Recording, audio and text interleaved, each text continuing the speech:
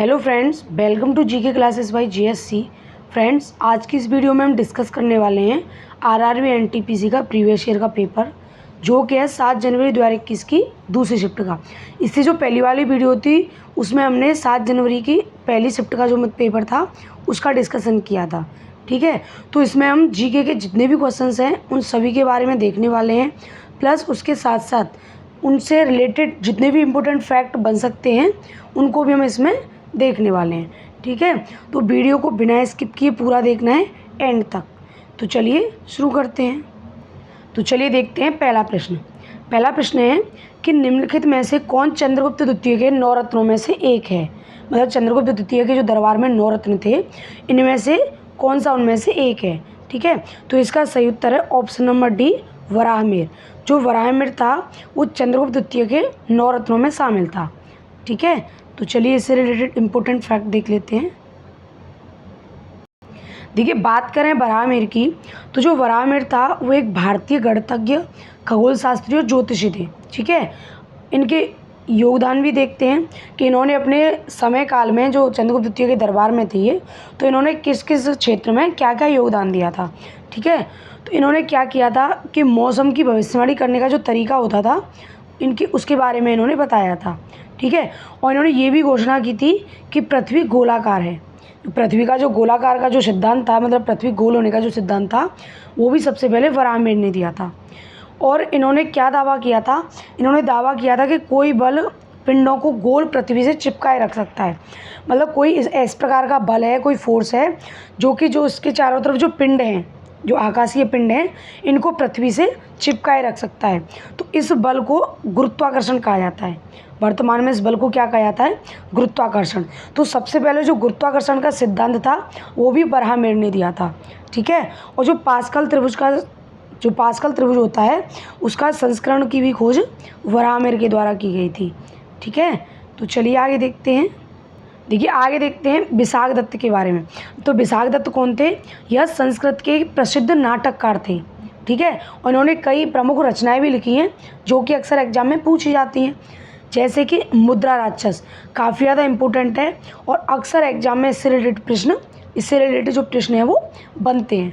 ठीक है, जो देवी चंद्रगुप्तम है वो भी विशाखदत्त की है। राघवानंद नाटकम, ये भी विशाखदत्त की एक प्रमुख रचना है। अच्छा, कुछ विद्वानों का मानना है कि जो विशाखदत्त थे वो चंद्रगुप्त द्वितीय के समकालीन थे। मतलब जिस समय चंद्रगुप्त द्वितीय शासन कर रहे थे उसी समय में विशाखदत्त कहीं ना कहीं इनके बारे में जो जानकारी है वो प्राप्त होती है। ठीक है, तो चलिए आगे देखते हैं। नेक्स्ट बात करते हैं ब्रह्मगुप्त की। देखिए, ये सभी ऑप्शन है, जो पहला प्रश्न था इसके ऑप्शन में थे उनके बारे में है। तो ब्रह्मगुप्त कौन थे? यह 7वीं शताब्दी के एक प्रसिद्ध भारतीय गणितज्ञ और खगोल शास्त्री थे। ठीक है, अच्छा, इन्होंने गणित और खगोल विज्ञान में क्या क्या योगदान दिया है? तो इन्होंने क्या किया है कि गणित और खगोल विज्ञान पर कई महत्वपूर्ण पुस्तकें लिखी हैं, जिनमें कौन कौन सी हैं? ब्रह्मस्फुट सिद्धांत और खंड खाद्यक। ठीक है, ये इनकी प्रमुख जो पुस्तक हैं जो कि इन्होंने गणित और खगोल विज्ञान से संबंधित लिखी हैं। और जो शून्य को संख्या के रूप में भी परिभाषित ब्रह्मगुप्त ने किया था। और जो चक्रीय चतुर्भुज का जो क्षेत्रफल का फॉर्मूला है, जो चक्रीय चतुर्भुज का क्षेत्रफल का जो सूत्र है वो भी ब्रह्मगुप्त के द्वारा ही दिया गया था।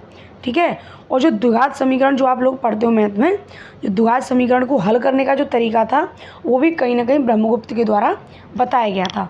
ठीक है, तो चलिए अगला प्रश्न देखते हैं। अगला प्रश्न है कि भूगोल का जनक किसे माना जाता है?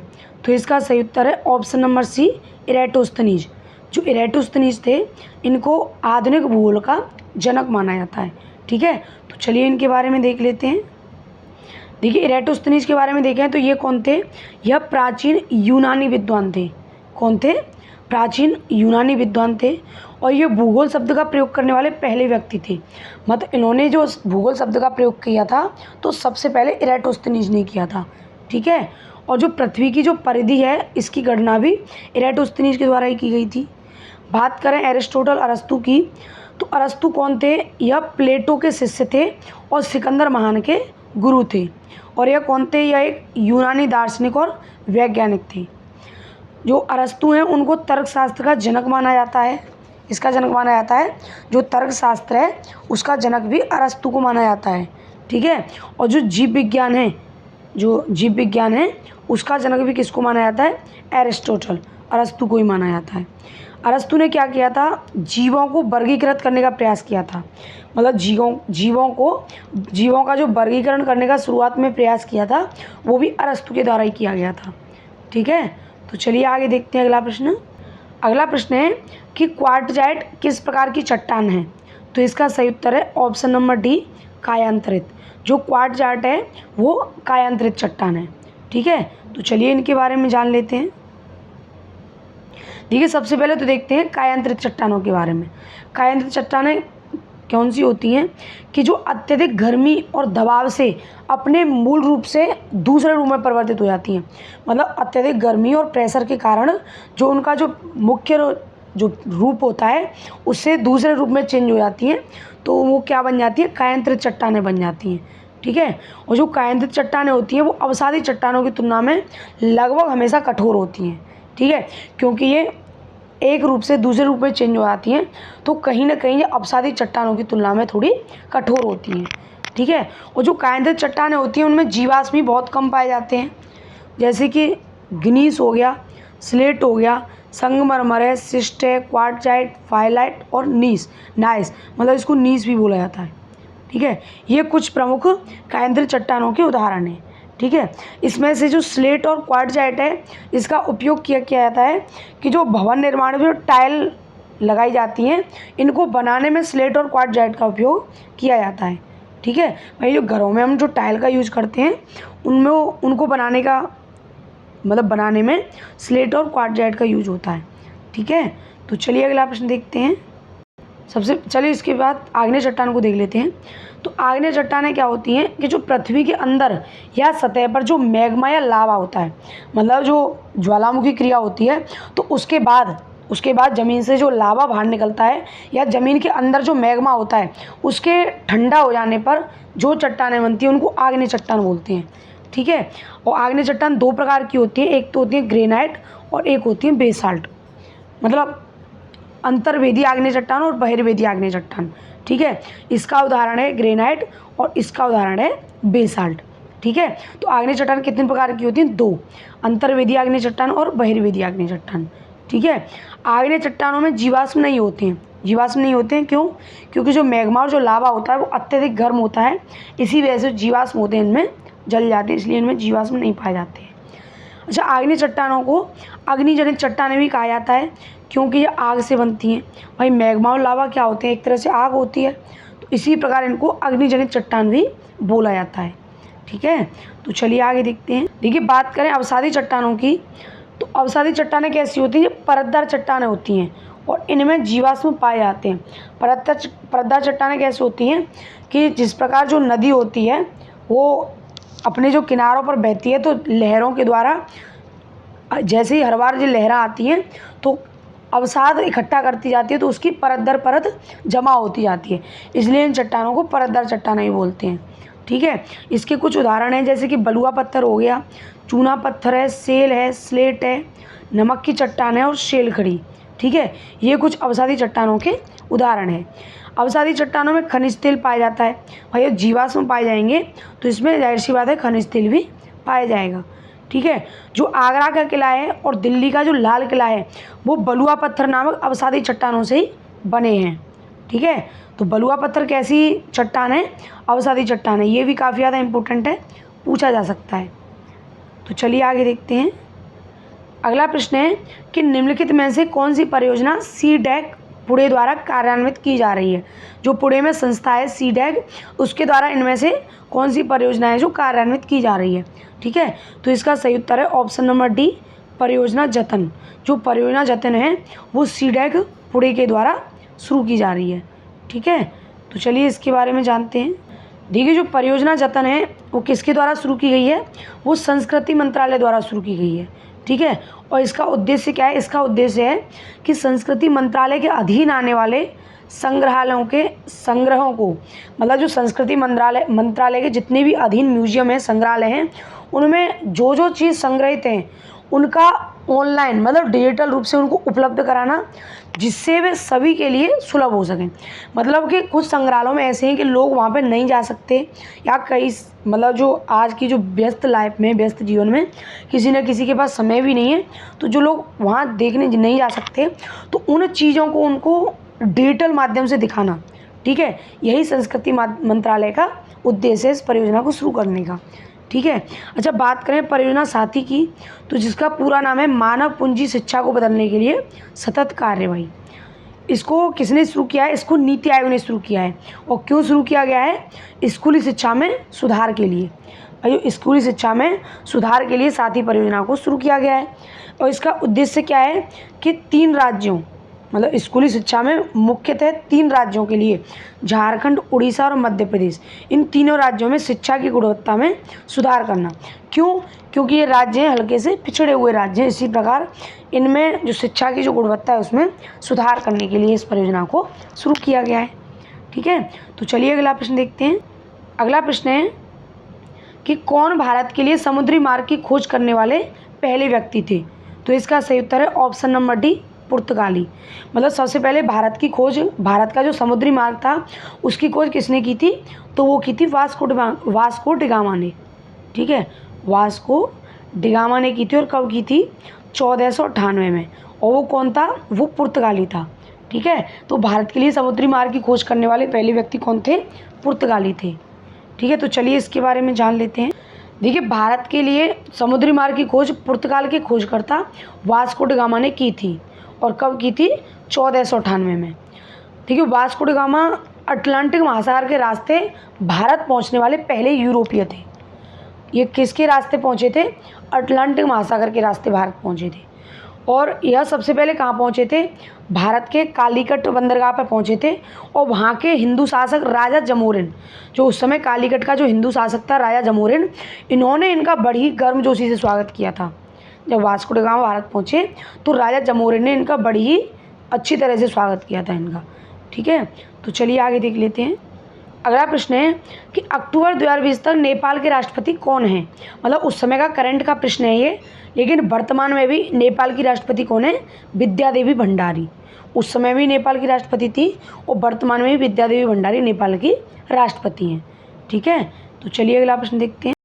अगला प्रश्न है कि संघ के मंत्रिपरिषद में कितने मंत्रियों को शामिल किया जा सकता है? तो इसका सही उत्तर है ऑप्शन नंबर डी, मतलब लोकसभा के सदस्यों की कुल संख्या का 15%। मतलब लोकसभा के जितने भी सदस्य हैं उनकी कुल संख्या का 15% सदस्यों को ही मंत्री बनाया जा सकता है।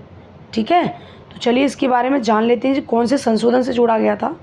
देखिए, संशोधन हुआ था 91वां संविधान संशोधन अधिनियम 2003। ठीक है, और इसने क्या किया था कि मंत्रिपरिषद के आकार को सीमित किया था। और इसने क्या कहा था कि यह सुनिश्चित किया था इस संविधान संशोधन के तहत कि जो मंत्रियों की कुल संख्या होगी प्रधानमंत्री को मिलाकर लोकसभा के कुल सदस्यों की संख्या के 15% से अधिक नहीं होगी। मतलब लोकसभा के जितने भी सदस्य होंगे उनके कुल सदस्यों की संख्या के 15% ही मंत्री होंगे, और उसमें प्रधानमंत्री भी शामिल होगा। और यह संशोधन कौन से अनुच्छेद में किया गया? अनुच्छेद 75 में किया गया था। ठीक है, तो चलिए आगे देख लेते हैं। अगला प्रश्न है कि भारतमाला परियोजना किससे संबंधित है? तो इसका सही उत्तर है ऑप्शन नंबर ए, राजमार्गों से। जो भारतमाला परियोजनाएं हैं वो राजमार्गों से संबंधित है। ठीक है, तो चलिए इस परियोजना के बारे में जान ले। देखिए, जो भारतमाला परियोजना है वो एक राष्ट्रीय राजमार्ग विकास परियोजना है। ठीक है, इसके तहत क्या किया गया कि नए राजमार्ग के अलावा, भाई जो राजमार्ग उस समय उसके मतलब इस परियोजना के लागू होने के बाद बनेंगे, उसके अलावा भी उन परियोजनाओं को भी पूरा किया जाएगा जो अब तक अधूरे हैं। ठीक है, इस परियोजना से क्या किया गया कि नए राजमार्ग तो बनेंगे ही बनेंगे इस परियोजना के बाद, लेकिन उन परियोजनाओं को भी पूरा किया गया जो कि आधी अधूरी पड़ी हुई थी। ठीक है, और यह परियोजना कहाँ से शुरू हुई? गुजरात और राजस्थान में शुरू हुई सबसे पहले। ठीक है, फिर इसके बाद ये क्या करेगी? पंजाब की ओर चलेगी और फिर पूरे हिमालयी राज्यों को कवर करेगी। मतलब जो नॉर्थ के जितने भी राज्य हैं हिमालयी राज्य, उसके बाद उनको भी यह कवर करेगी यह परियोजना। ठीक है, तो चलिए अगला प्रश्न देख लेते हैं। अगला प्रश्न है कि ग्लोबल इनोवेशन इंडेक्स 2020 में भारत की रैंकिंग कितनी है? तो जो उस समय का ये करंट का प्रश्न है। ठीक है।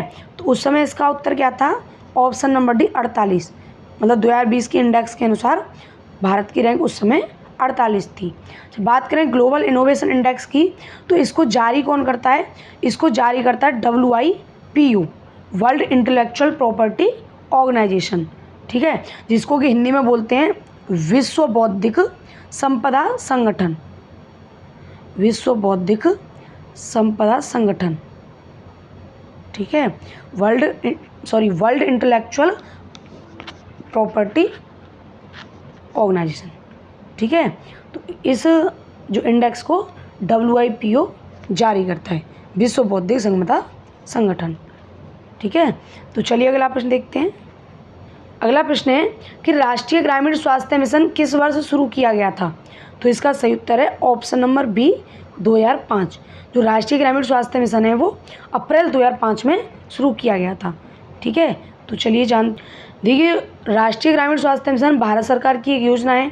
इसका मकसद क्या था कि ग्रामीण परिवारों को सस्ती, सुलभ और गुणवत्तापूर्ण स्वास्थ्य सेवाएं देना, ठीक है। मतलब जो ग्रामीण परिवार हैं जो कि शहरों की ओर जाने, मतलब शहरों में जाने के लायक नहीं है या उनमें इतनी ज़्यादा गरीबी है, तो उन परिवारों को सस्ती, सुलभ और गुणवत्तापूर्ण स्वास्थ्य सेवाएं प्रदान करना, ठीक है।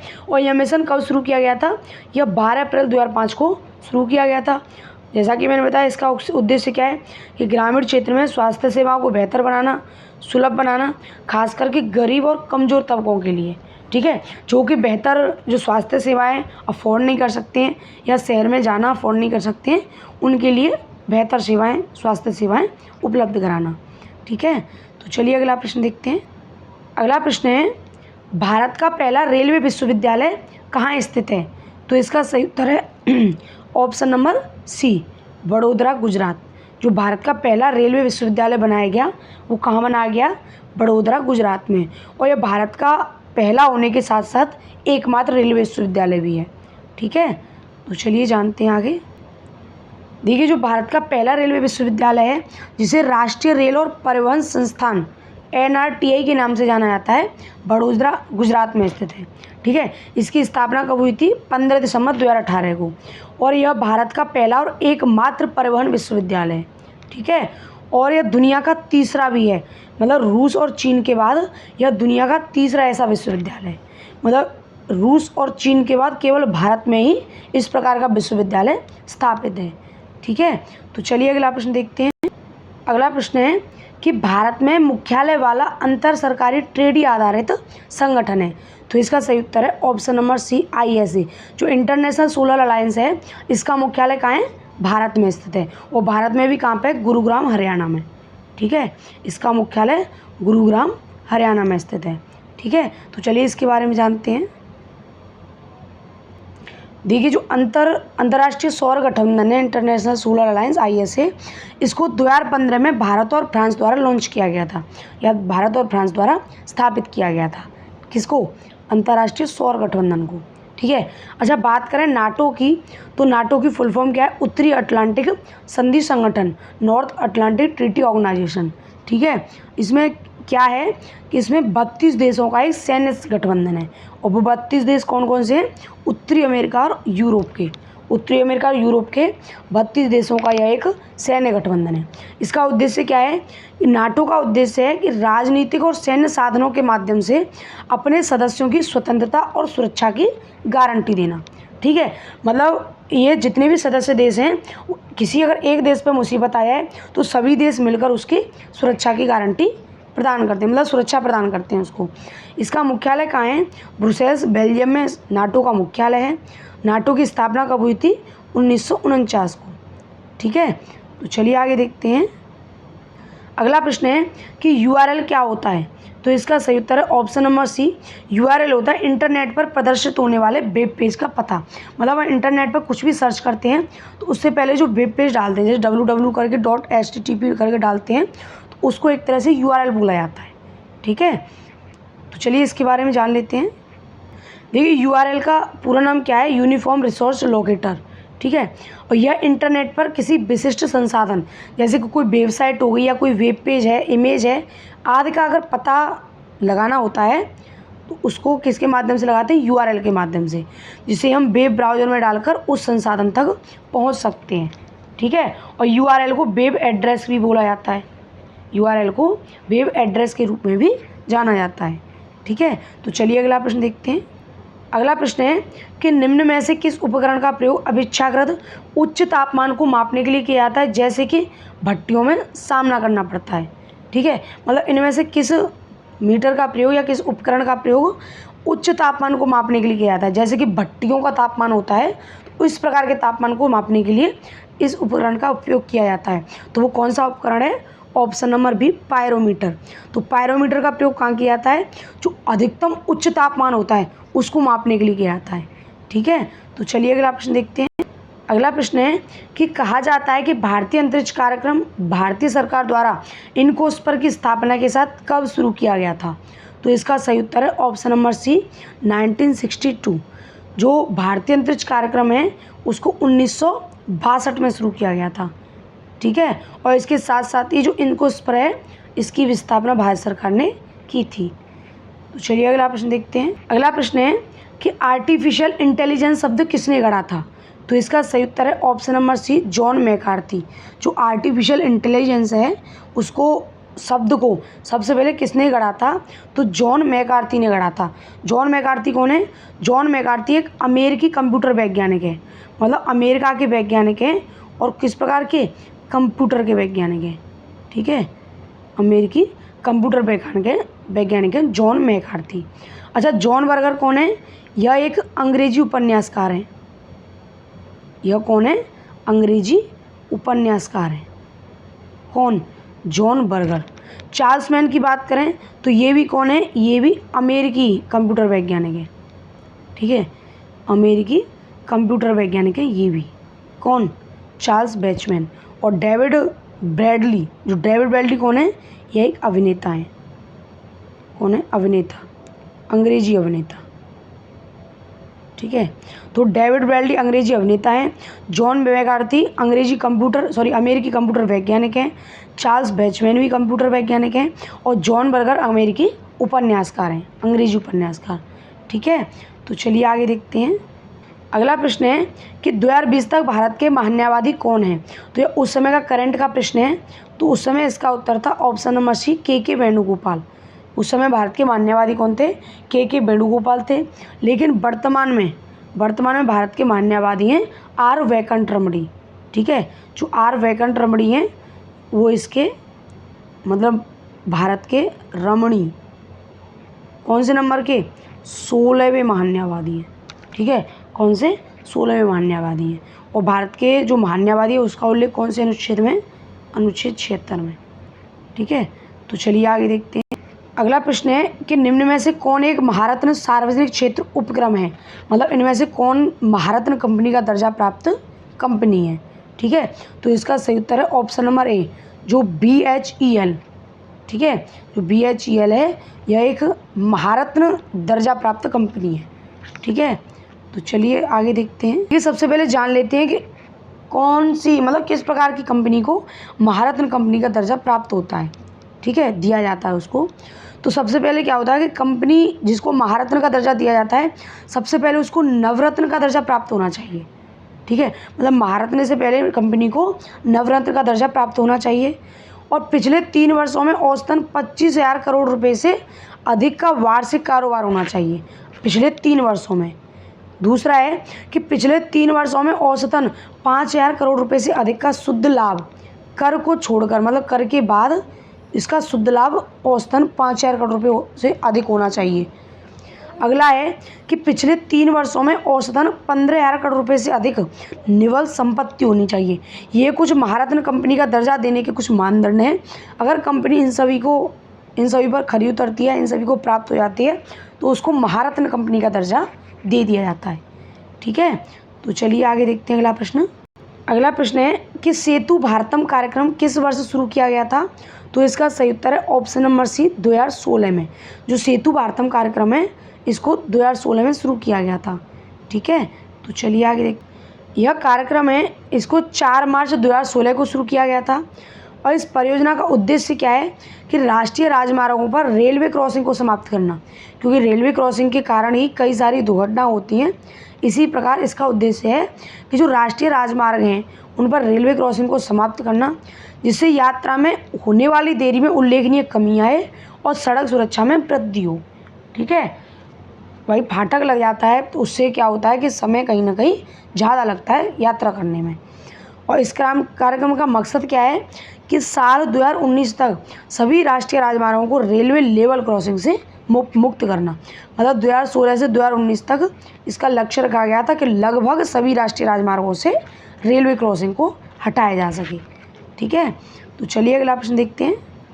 अगला प्रश्न है कि जीवन की सबसे छोटी इकाई क्या है जो स्वतंत्र रूप से अस्तित्व में रहने के लिए सक्षम है?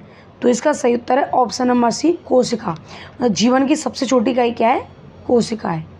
ठीक है, तो चलिए इसके बारे में जानते हैं। देखिए, कोशिका क्या है कि सभी जीवित जीवों की सबसे बुनियादी इकाई है जो संरचना और कार्य के लिए आवश्यक है। जो सभी जीवित चीज़ें होती हैं वो कोशिकाओं से बनी होती हैं। ठीक है, चाहे मानव है, जीव है, जानवर है, जितनी भी जीवित चीज़ें हैं वो कोशिकाओं से बनी होती हैं, चाहे पेड़ पौधे भी हैं। ये जीवन की संरचनात्मक और कार्यात्मक इकाई हैं। कोशिकाओं का अध्ययन क्या कहलाता है? कोशिका जीव विज्ञान कहलाता है। ठीक है, और सबसे पहले कोशिका की खोज किसने की थी? रॉबर्ट हुक ने की थी 1665 में। और जो कोशिका सिद्धांत है, अक्सर ये प्रश्न पूछे जाते हैं, कोशिका सिद्धांत किसने दिया था? 1839 में स्लाइडेन और स्वान ने कोशिका सिद्धांत दिया था। ठीक है, किसने दिया था? स्लाइडेन और स्वान ने। तो चलिए अगला प्रश्न देखते हैं। अगला प्रश्न है कि भारत में अशोक के शिलालेख का सबसे पहला गूढ़ पुरालेख किस लिपि में लिखा गया है? तो इसका सही उत्तर ऑप्शन नंबर डी, ब्राह्मी। मतलब भारत के कई सारे अभिलेख हैं, कई सारे शिलालेख हैं जो कि कई सारे देशों में लिखे गए हैं। तो इसमें भारत की बात कर रहा है कि जो अशोक के भारत में अधिकांश शिलालेख हैं वो किस लिपि में लिखे गए हैं? तो वो ब्राह्मी लिपि में लिखे गए हैं। ठीक है, तो चलिए इसके बारे में जानते हैं। देखिए, जो अशोक के शिलालेख हैं वो अधिकांश कौन सी भाषा में? प्राकृत भाषा में मिलेंगे। और जो अशोक के शिलालेख हैं उनमें ज़्यादातर किस लिपि का प्रयोग हुआ है? ब्राह्मी लिपि का प्रयोग हुआ है। बात करें उत्तर पश्चिम के शिलालेखों की, तो अशोक के जो उत्तर पश्चिम में मिले हुए शिलालेख हैं वो खरोष्टी लिपि में पाए गए हैं। और जो अफगानिस्तान में जो अशोक के शिलालेख पाए गए हैं उनमें ग्रीक और अरामी लिपि का प्रयोग हुआ है। और जो शिलालेख अभिलेख, जो अशोक के जो शिलालेख कंधार में पाए गए हैं उनका जो भाषा है उनकी वो ग्रीक और अरामी दोनों भाषाओं में लिखी गई है। ठीक है, तो ये कुछ इम्पोर्टेंट अभिलेख हैं कि कहाँ कहाँ कौन से अभिलेख किस किस भाषा में लिखे गए हैं। तो चलिए अगला प्रश्न देखते हैं। अगला प्रश्न है कि निम्नलिखित में से कौन सा व्यक्ति संगीत वाद्ययंत्र संतूर से जुड़ा नहीं है? तो इसका सही उत्तर है ऑप्शन नंबर ए, जो उस्ताद अमजद अली खां हैं वो एक संतूर वादक नहीं है। वो कौन है? यह एक सरोद वादक हैं। ठीक है, कौन है? यह एक सरोद वादक हैं। बाकी के तीनों कौन है? संतूर वादक हैं। जो संतूर वाद्य यंत्र होता है उसको बजाने वाले ये तीनों हैं और ये सरोद वादक हैं। तो चलिए अगला प्रश्न देखते हैं। अगला प्रश्न है कि प्रिज्म के अंतिम दो कोनों पर कौन से दो रंग बनते हैं? जो प्रिज्म के जो अंतिम दो कोने होते हैं तो उन पर कौन कौन से दो रंग बनते हैं अगल बगल के कोने पर? तो इसका सही उत्तर है ऑप्शन नंबर डी, बैंगनी और लाल। जो इनमें जो प्रिज्म होता है इसमें 7 कलर का प्रिज्म 7 कलर के रंगों से बनता है। वो कौन कौन से हैं? विवज्यो, इसकी शॉर्ट ट्रिक है विवज्यो। ठीक है, वॉयलेट, इंडिगो मतलब जामुनी, ब्लू, ग्रीन, येलो, ऑरेंज और रेड। जो बैंगनी कलर होता है इसकी जो तरंगदैर्घ्य होती है वो न्यूनतम होती हैं। ठीक है, और जो लाल होता है इसकी तरंगदैर्घ्य कैसी होती हैं? अधिकतम होती हैं। तो लाल रंग की तरंगदैर्घ्य अधिकतम और बैंगनी रंग की तरंगदैर्घ्य न्यूनतम होती हैं। ठीक है, तो प्रिज्म के अंतिम दो कोनों पर कौन कौन से रंग बनते हैं? बैंगनी और लाल। तो चलिए अगला प्रश्न देखते हैं। अगला प्रश्न है कि पाखल वन्यजीव अभयारण्य कहाँ स्थित है? तो इसका सही उत्तर है ऑप्शन नंबर ए, वारंगल। जो वारंगल तेलंगाना में पाखल वन्यजीव अभयारण्य स्थित है। वारंगल कहाँ है? तेलंगाना में। तो चलिए अगला प्रश्न देखते हैं। अगला प्रश्न है कि नवंबर 2020 तक ओपेक के कितने सदस्य देश हैं? तो यह भी उस समय के करंट का प्रश्न है। तो इसका सही उत्तर है ऑप्शन नंबर बी, 13। और वर्तमान में भी ओपेक के 13 ही सदस्य देश हैं। ठीक है, तो चलिए इसके बारे में जानते हैं। देखिए बात करें ओपेक की, तो ओपेक क्या है? ओपेक या पेट्रोलियम निर्यातक देशों का यह एक संगठन है। और यह कैसा संगठन है? यह अंतर सरकारी संगठन है। इसकी स्थापना हुई थी सितंबर 1960 में, एक समझौते पर हस्ताक्षर हुआ था, उससे इसकी स्थापना हुई थी। और इसकी स्थापना कहाँ हुई थी? बगदाद, इराक में हुई थी। ठीक है। और जिस समय इसकी स्थापना हुई थी उस समय इसके 5 सदस्य देश थे। कौन कौन से थे? ईरान, इराक, कुवैत, सऊदी अरब और वेनेजुएला। और इसका मुख्यालय कहाँ है? इसका मुख्यालय ऑस्ट्रिया के वियना में स्थित है। जो ओपेक का मुख्यालय कहाँ है? वियना, ऑस्ट्रिया में स्थित है। तो चलिए अगला प्रश्न देखते हैं। अगला प्रश्न है कि भारत में खिलाफत आंदोलन के बारे में क्या सही है? तो इसका सही उत्तर है ऑप्शन नंबर बी। खिलाफत आंदोलन क्यों शुरू हुआ था? तुर्की के सुल्तान के समर्थन में शुरू हुआ था। मतलब जब तुर्की के सुल्तान को प्रथम विश्व युद्ध के दौरान ब्रिटेन ने इसके पद से मतलब हटा दिया था, खलीफा का पद समाप्त कर दिया था, तो उससे रुष्ट होकर मुसलमानों ने खिलाफत आंदोलन शुरू किया था। और यह कब हुआ था? 1919-20 के दौरान इस आंदोलन को शुरू किया गया था। तो चलिए अगला प्रश्न देखते हैं। अगला प्रश्न है कि सामान्य घरेलू मक्खी का प्राणी नाम क्या है? सामान्य घरेलू मक्खी का प्राणी नाम है, तो इसका सही उत्तर है ऑप्शन नंबर ई, मस्का डोमेस्टिका। जो मस्का डोमेस्टिका होती है वो घरेलू मक्खी का बायोलॉजिकल एक तरह से प्राणी नाम है। ठीक है। अच्छा, बात करें ट्रिटिकम एस्टिकम की, ट्रिटिकम एस्टिवम, तो यह किसका प्राणी नाम है? यह है आम बीट का। जो आम बीट होता है वो इसका प्राणी नाम ट्रिटिकम एस्टिवम है। ठीक है। फेनिया किसका है? जो छोटी घरेलू मक्खी होती है, जो घरेलू मक्खी और जो छोटी होती है, तो सामान्य घरेलू मक्खी का है, लेकिन सामान्य के मुकाबले थोड़ी छोटी होती है, छोटी घरेलू मक्खी। ठीक है, उसको बोलते हैं फेनिया। और होमो सैपियंस तो पता है कि जो मानव होता है, जो आधुनिक मानव, उसको होमो सैपियंस बोला जाता है। ठीक है। तो चलिए अगला प्रश्न देखते हैं। अगला प्रश्न है कि इसके कार्यान्वयन के दौरान मूल रूप से भारतीय संविधान में मौजूद लेखों की कुल संख्या है। मतलब पूछ रहा है कि भारतीय संविधान में कुल कितने अनुच्छेद हैं? तो इसका सही उत्तर है ऑप्शन नंबर डी, 395। भारत के जो संविधान में कुल कितने अनुच्छेद हैं? 395 अनुच्छेद हैं, लेकिन कुछ मतलब उप अनुच्छेद भी हैं, जैसे कि संशोधन के द्वारा कुछ जोड़े गए हैं, तो उसको मिलाकर 400 प्लस संख्या है, लेकिन मूल अनुच्छेद कितने हैं? 395 हैं। ठीक है, ध्यान रखना है। और अनुसूची कितनी है? कुल 12 अनुसूचियाँ हैं। ठीक है, 12 अनुसूचियाँ हैं और भाग कितने? 22 भाग हैं, लेकिन उपभाग को मिलाकर इनकी संख्या 25 है, लेकिन मुख्य भाग 22 है। ठीक है। तो चलिए अगला प्रश्न देखते हैं। अगला प्रश्न है कि निम्नलिखित में से कौन एक एप्लीकेशन सॉफ्टवेयर है? तो इसका सही उत्तर है option number D, graphics software. तो इनमें से जो ग्राफिक्स है वो एक सॉफ्टवेयर है, बाकी ये तीनों क्या हैं? यह ऑपरेटिंग सिस्टम है। ठीक है, ये तीनों ऑपरेटिंग सिस्टम है, लिनक्स, मैक ओएस और यूनिक्स। बाकी का जो ग्राफिक्स है यह क्या है? यह सॉफ्टवेयर है। तो चलिए अगला प्रश्न देखते हैं।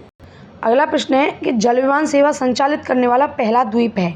तो इसका सही उत्तर है ऑप्शन नंबर बी, अंडमान और निकोबार द्वीप समूह। जो अंडमान और निकोबार द्वीप समूह है, इसने सबसे पहले जल विमान सेवा संचालित की थी। और यह सेवा कब शुरू हुई थी? यह 23 जनवरी 2011 को शुरू की गई थी। ठीक है, 23 जनवरी 2011 को जल विमान सेवा सबसे पहले अंडमान और निकोबार में शुरू की गई थी। तो चलिए अगला प्रश्न देखते हैं। अगला प्रश्न है कि येलो वेस्ट विरोध किस देश से संबंधित है? तो इसका सही उत्तर है ऑप्शन नंबर ए, फ्रांस। जो येलो वेस्ट विरोध हुआ था वो किस देश में हुआ था? फ्रांस में हुआ था। तो चलिए इसके बारे में जान लेते हैं।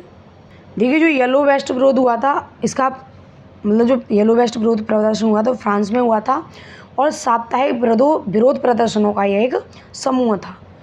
इसका प्रदर्शन का उद्देश्य क्या था कि जो ईंधन करों में उस समय वृद्धि हुई थी, उच्च जीवन यापन लागत, मतलब लोगों को जीवन यापन करने की जो चीज़ों की जो ज़रूरत होती थी उसकी कीमत ज़्यादा थी, सरकार की नीतियाँ थी जो कि लोगों को अच्छी नहीं लग रही थी, तो उसके खिलाफ जो प्रदर्शन हुए थे उसको येलो वेस्ट विरोध प्रदर्शन बोला गया। ठीक है, और इन प्रदर्शनों को जाइलेट्स जोन्स भी बोला जाता था।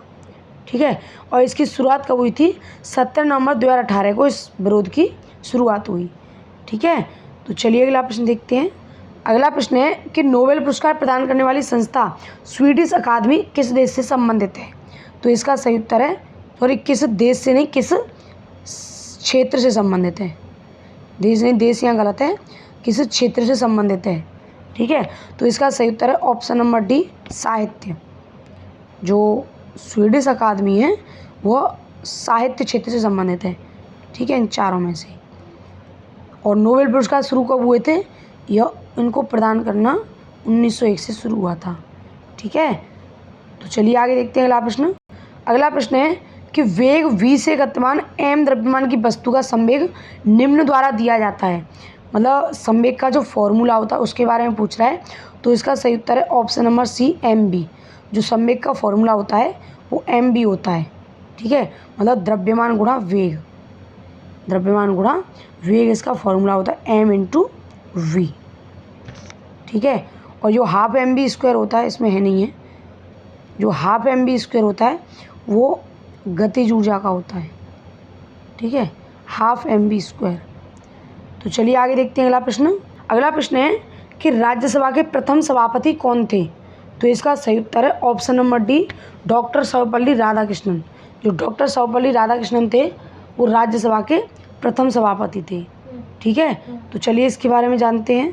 देखिए राज्यसभा के बारे में जान लेते हैं कि राज्यसभा में जो अधिकतम सदस्य संख्या होती है वो कितनी होती है? 250, ठीक है। और इनमें क्या होता है कि 238 सदस्य तो होते हैं जो कि राज्यों और केंद्र शासित प्रदेशों के प्रतिनिधि होते हैं, और इनमें से जो 12 सदस्य होते हैं उनको राष्ट्रपति नामित करता है, ठीक है। विभिन्न क्षेत्रों से, जैसे साहित्य हो गया, कला हो गया, विज्ञान हो गया, तो इन प्रमुख क्षेत्रों से जो 12 सदस्य होते हैं उनको राष्ट्रपति नामित करता है, ठीक है। अच्छा, राज्यसभा के सदस्यों का कार्यकाल कितना होता है? 6 साल होता है। और हर दूसरे साल जो राज्यसभा के जो 1/3 सदस्य हैं वो रिटायर हो जाते हैं। मतलब हर 2-2 साल बाद 1/3 सदस्य राज्यसभा से रिटायर हो जाते हैं। राज्यसभा कैसा है? एक परमानेंट निकाय है, ठीक है, स्थायी निकाय। मतलब ये लोकसभा की तरह भंग नहीं होता है, इसे भंग नहीं किया जा सकता है। और जो भारत का जो उपराष्ट्रपति होता है वो राज्यसभा का पदेन सभापति होता है, ठीक है। और राज्यसभा का जो पहला सत्र आयोजित किया गया था वो कब किया गया था? 13 मई 1952 को पहला राज्यसभा का सत्र आयोजित किया गया था, ठीक है। तो चलिए अगला प्रश्न देखते हैं। अगला प्रश्न है कि भारत सरकार हरियाणा में किस स्थान पर परमाणु ऊर्जा संयंत्र स्थापित कर रही है? तो इसका सही उत्तर है ऑप्शन नंबर डी गोरखपुर। ये गोरखपुर उत्तर प्रदेश का नहीं है, ये हरियाणा का गोरखपुर है, ठीक है। तो इस स्थान पर हरियाणा में परमाणु ऊर्जा संयंत्र स्थापित हुआ है, ठीक है। तो चलिए अगला प्रश्न देखते हैं। अगला प्रश्न है कि निम्नलिखित में से कौन भारतीय राष्ट्रीय कांग्रेस का राष्ट्रवादी चरमपंथी नेता नहीं है? मतलब इनमें से कौन है जो गरम दल का नेता नहीं है? तो इसका सही उत्तर है ऑप्शन नंबर सी सुरेंद्र नाथ बनर्जी। जो सुरेंद्र नाथ बनर्जी हैं वो मतलब जो चरमपंथी मतलब जो गरम दल है उसके नेता नहीं है। बाकी के ये तीनों गरम दल के नेता हैं। तो गरम दल के नेता कौन थे? लाल, बाल पाल और अरविंदो घोष, ठीक है। लाला लाजपत राय, बाल गंगाधर तिलक और बिपिन चंद्र पाल और अरविंदो घोष, ये चारों गरम दल के नेता थे, ठीक है। तो चलिए अगला प्रश्न देखते हैं। इससे पहले सुरेंद्र नाथ बनर्जी के बारे में जानते हैं। देखिए सर सुरेंद्र नाथ बनर्जी भारत के प्रमुख स्वतंत्रता सेनानी थे और वे राष्ट्रगुरु के नाम से जाने जाते थे। मतलब उनका उपनाम क्या था? राष्ट्रगुरु। और इन्होंने क्या किया था? 1868 में जो भारतीय सिविल सेवा थी ICS उसकी परीक्षा पास की थी, ठीक है। और ये पहले भारतीय सिविल सेवा परीक्षा को पास करने वाले। इन्होंने क्या किया था? भारत सभा मतलब इंडियन नेशनल एसोसिएशन इसकी स्थापना की थी और वे भारतीय राष्ट्रीय कांग्रेस के एक वरिष्ठ नेता भी रहे थे, ठीक है। और इनकी एक आत्मकथा भी है जो कि काफ़ी ज़्यादा इम्पोर्टेंट है। इसका नाम क्या है? A nation in the making. ये इनकी आत्मकथा है सुरेंद्र नाथ बनर्जी की, ठीक है। तो चलिए अगला प्रश्न देखते हैं। अगला प्रश्न है कि निम्न में से कौन सा राज्य पाकिस्तान की सीमा पर स्थित है? ठीक है, गुजरात, पंजाब, राजस्थान, हरियाणा, इन चारों में से कौन कौन से राज्य हैं जो कि पाकिस्तान की सीमा पर स्थित हैं? तो ये तीनों राज्य तो पाकिस्तान की सीमा पर हैं, लेकिन जो हरियाणा है वो इसकी सीमा पर नहीं है, ठीक है। तो इसका सही उत्तर क्या है? ऑप्शन नंबर डी पूछ रहा है कौन कौन से स्थित हैं। मतलब A, B, C, Gujarat, Punjab और राजस्थान, ये तीनों पाकिस्तान की सीमा पर स्थित हैं। इसके साथ साथ 2 UT भी हैं, जम्मू कश्मीर और लद्दाख। जम्मू कश्मीर और लद्दाख ये भी पाकिस्तान की सीमा पर स्थित हैं, ठीक है। तो चलिए आगे देखते हैं। तो अगला और आखिरी सवाल है कि आकाशगंगा के निकटतम सर्पिल आकाशगंगा है, तो इसका सही उत्तर है ऑप्शन नंबर बी, एंड्रोमेडा आकाशगंगा। जो हमारी आकाशगंगा है उसके निकटतम कौन सी आकाशगंगा है, तो वो है एंड्रोमेडा आकाशगंगा, ठीक है, जिसको कि देवयानी आकाशगंगा भी बोला जाता है, ठीक है। तो चलिए इसके बारे में जान लेते हैं। देखिए जो एंड्रोमेडा आकाशगंगा है वो पृथ्वी से सबसे नज़दीकी बड़ी आकाशगंगा है, ठीक है, और यह हमारे स्थानीय समूह की दूसरी सबसे बड़ी आकाशगंगा है, ठीक है। और इसको किस नाम से जाना जाता है, इसको देवयानी आकाशगंगा के नाम से भी जाना जाता है। और यह कैसी आकाशगंगा है, यह सर्पिल आकाशगंगा है, ठीक है, मतलब सांप के आकार की। और यह पृथ्वी से कितनी दूर है, यह पृथ्वी से लगभग 25 लाख प्रकाश वर्ष दूर है, ठीक है। कितनी प्रकाश वर्ष दूर है, 25 लाख प्रकाश वर्ष दूर है पृथ्वी से, ठीक है। तो ये थी हमारी आज की वीडियो। अगर वीडियो पसंद आई हो तो वीडियो को लाइक करें, और चैनल को अभी तक सब्सक्राइब नहीं किया है तो प्लीज़ चैनल को सब्सक्राइब करें, और वीडियो को ज़्यादा से ज़्यादा शेयर करें जिससे कि और भी लोगों को इसका बेनिफिट मिल सके, ठीक है। और अगर वीडियो का कंटेंट आपको अच्छा लगा हो तो प्लीज़ कमेंट बॉक्स में फीडबैक ज़रूर दें, जिससे कि मुझे और मोटिवेशन मिले, ठीक है। और अगर इसमें कुछ सुधार भी करना हो, कुछ कमी रह गई हो, तो प्लीज़ वो भी ज़रूर मुझे बताएं, जिससे कि मैं अगली वीडियो में सुधार करने की कोशिश करूं, ठीक है। धन्यवाद।